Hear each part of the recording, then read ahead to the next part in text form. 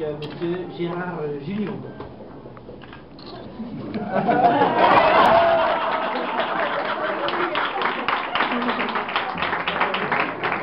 Alors, qui s'anime à faire la première question? Oui, bonjour. Bonjour.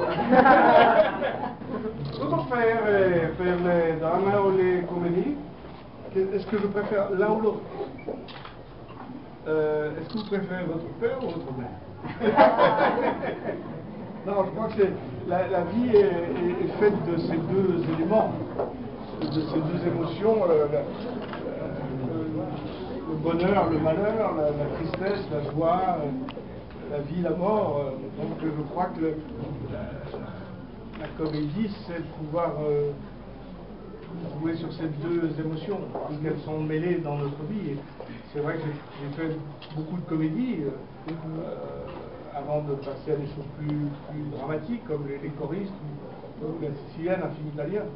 Mais même dans les films que j'ai fait, moi j'ai fait 10 films, il y a toujours une part d'émotion ou de drame, parce que je trouve que le rire allège le drame et que le drame donne du poids comédie. Mais vous savez, je disais ça hier, quand vous filmez quelqu'un qui rit ou quelqu'un qui pleure, si vous le filmez et que vous coupez le son, on ne peut pas savoir s'il rit ou s'il pleure. C'est les mêmes muscles. Donc c'est quelque part une expression de la même émotion.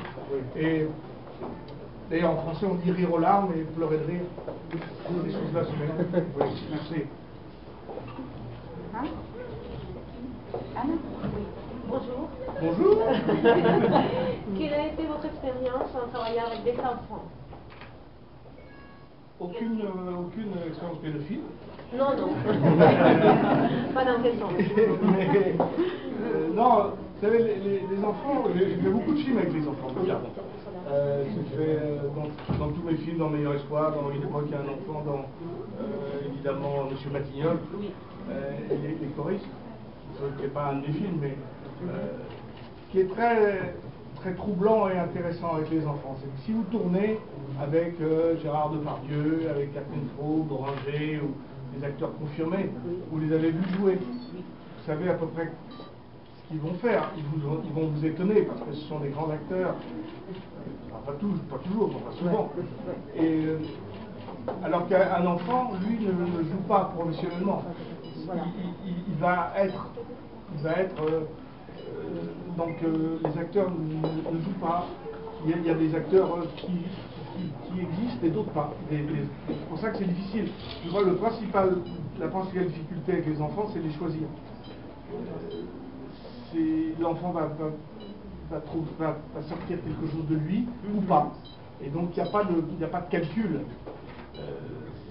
C'est ça qui est. Et souvent les mauvais acteurs enfants, c'est ceux qui jouent.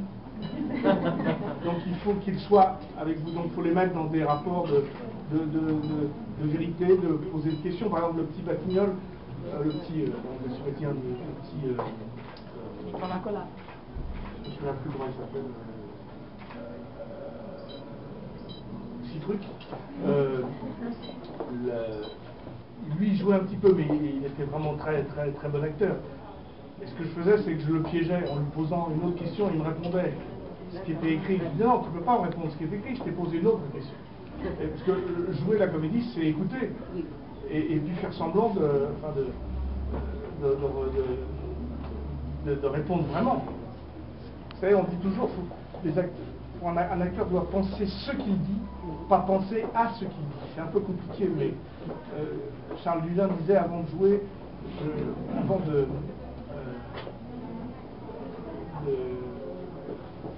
de manger les mots, je digère le sens.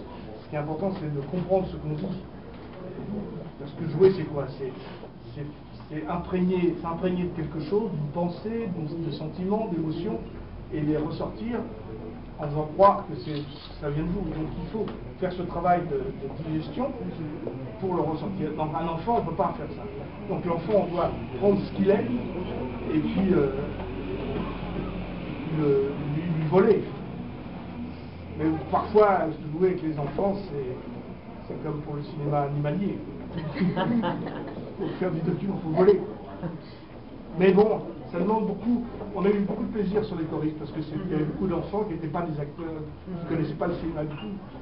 Et d'ailleurs, si vous avez le DVD, il y a, pas piraté, j'espère, mais dans le vrai DVD, il y a un making-of qui est tout à fait formidable, tout à fait intéressant, pas formidable parce que pour qui aime la langue française, formidable, ça vient de formido, le mot latin qui veut dire qui fait peur.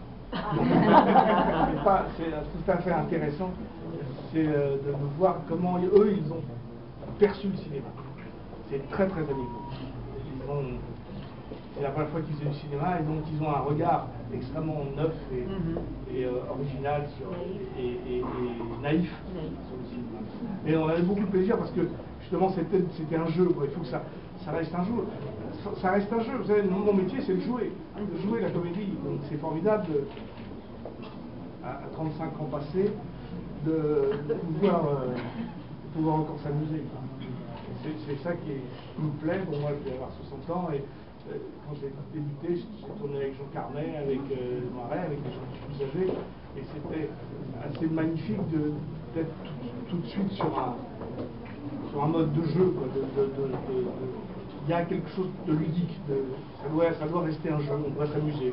Alors, j'ai passé ma vie à m'amuser professionnellement, pas toujours dans la vie d'ailleurs, mais c'est toujours amusant de faire des films amusants. Moi, je faisais les bronzés pour du ski, quand vous restez 10 heures dans la neige, c'était plus drôle.